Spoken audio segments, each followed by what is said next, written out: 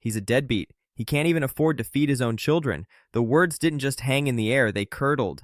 My wife Petra looked at Judge Emmett Lavelle with a practiced mixture of pity and exhaustion, a performance she'd likely rehearsed in front of her vanity mirror for weeks.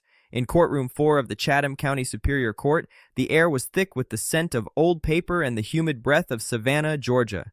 The gallery snickered. I could feel the vibration of their judgment against the soles of my shoes. I sat there in a $38 Navy suit I'd bought at a thrift store 6 years ago. The sleeves were a fraction too short, and the fabric was thinning at the elbows. But it was clean. I didn't say a word. I had learned a long time ago that the loudest person in the room is rarely the one holding the keys. My father, a man who spent 40 years pulling shrimp out of the brown waters of the Wilmington River, used to tell me that the river doesn't argue with the rocks, it just finds a way around them. So I let Petra talk. I let her attorney, a sharp-featured woman named Dana who wore pearls like armor, paint a picture of a man who had failed at the most basic tenets of adulthood. They saw a janitor. They saw a man who clocked in at 6 p.m. at Jefferson Elementary and mopped floors until the early hours of the morning for $13.50 an hour. They saw the 2009 Honda Civic with the duct-tape side mirror parked in the lot. They saw a man who had given up. They were wrong, but the truth was a secret I had guarded like a sanctum for nearly a decade. I grew up south of Victory Drive, where the houses lean into each other and the Spanish moss feels more like a shroud than a decoration.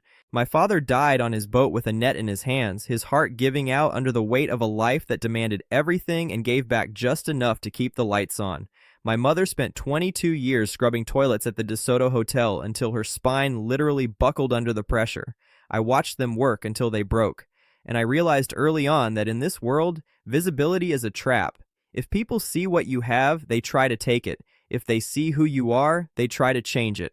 I taught myself to code at the Bull Street Public Library. While other kids were playing baseball, I was sitting at a flickering monitor learning the syntax of Python and Java.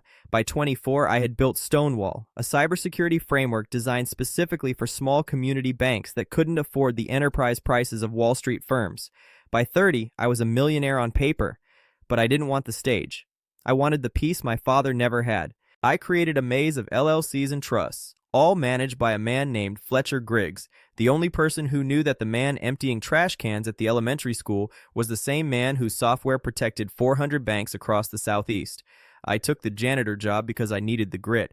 I needed the smell of industrial floor wax and the ache in my lower back to remind me where I came from. It kept me honest. It kept me connected to the earth. It also became the catalyst for the end of my marriage. Petra loved the idea of a rising IT star when we met. She saw a man with potential, but when I told her I was stepping back from the corporate grind to consult and then took a job at the school, the contempt began to grow.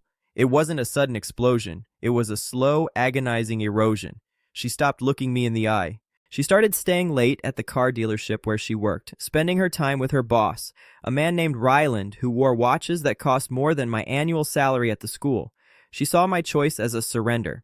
To her, a man's value was a direct reflection of his title and his tax bracket. She wanted more house, more status, more noise. I wanted the quiet. By the time she filed for divorce in late 2024, she had already convinced herself I was a ghost of a man. She wanted full custody of our children, Ezra and Posey, and she wanted the court to acknowledge that I was a financial void.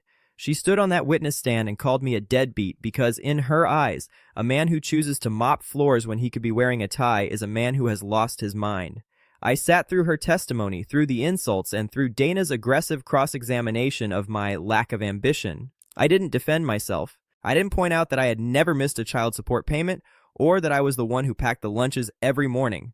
I waited for the judge. Judge Lavelle, a former Marine with a face like carved granite, called for a 20-minute recess. He had a folder on his desk that I had instructed Fletcher to deliver 48 hours prior, a sealed financial disclosure that laid bare the truth. When we were called back into his chambers, the atmosphere had shifted. The judge looked at Petra, then at her attorney, and finally at me. He asked Petra a single question. "Do you have any idea who your husband is?" She looked confused, repeating the word janitor like it was a diagnosis. That was when the judge opened the folder. He read the numbers aloud. $14.6 million in liquid assets. Annual licensing revenue of nearly $3 million.